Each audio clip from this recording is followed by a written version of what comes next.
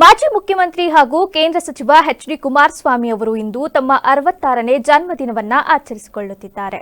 ಈ ಸಂದರ್ಭದಲ್ಲಿ ಮಂಡ್ಯ ಮತ್ತು ಮೈಸೂರಿನಲ್ಲಿ ವಿವಿಧ ಕಾರ್ಯಕ್ರಮಗಳನ್ನು ಆಯೋಜಿಸಲಾಗಿದ್ದು, ಅಲ್ಲಿ ಅವರು ಕಾರ್ಯಕರ್ತರಿಂದ ಸನ್ಮಾನ ಸ್ವೀಕರಿಸಲಿದ್ದಾರೆ. ಇನ್ನು ಪ್ರಧಾನಿ ನರೇಂದ್ರ ಮೋದಿ, ಎಚ್.ಡಿ. ದೇವೇಗೌಡ, ಜೆಡಿಎಸ್ ಮುಖಂಡರು ಮತ್ತು ಕಾರ್ಯಕರ್ತರು ಅವರಿಗೆ ಶುಭಾಶಯಗಳನ್ನು ಕೋರುತ್ತಿದ್ದಾರೆ.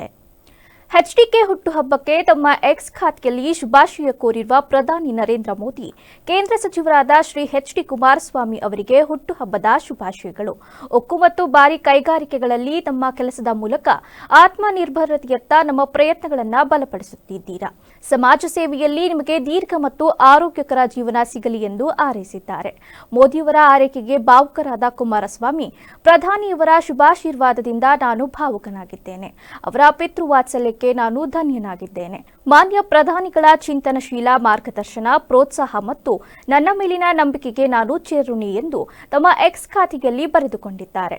ಇನ್ನು ಹುಟ್ಟುಹಬ್ಬದ ಪ್ರಯುಕ್ತ ಇಂದು ಮದ್ದೂರಿಗೆ ಆಗಮಿಸಿದ ಅವರು ಟಿಬಿ ವೃತ್ತದಲ್ಲಿ ಜೆಡಿಎಸ್ ಪಕ್ಷದ ಕಾರ್ಯಕರ್ತರಿಂದ ಸನ್ಮಾನ ಸ್ವೀಕರಿಸಿ ಮಂಡ್ಯದ ಜಯಚಾಮರಾಜ ಒಡೆಯರ್ ವೃತ್ತದಲ್ಲಿ ನಡೆಯಲಿರುವ ಸನ್ಮಾನ ಕಾರ್ಯಕ್ರಮದಲ್ಲಿ ಭಾಗವಹಿಸಿ ಅದಾದ ಬಳಿಕ ಶ್ರೀರಂಗಪಟ್ಟಣ ಬಸ್ ನಿಲ್ದಾಣದ ಬಳಿ ಸನ್ಮಾನ ಕಾರ್ಯಕ್ರಮದಲ್ಲಿ ಭಾಗಿಯಾಗಲಿದ್ದಾರೆ.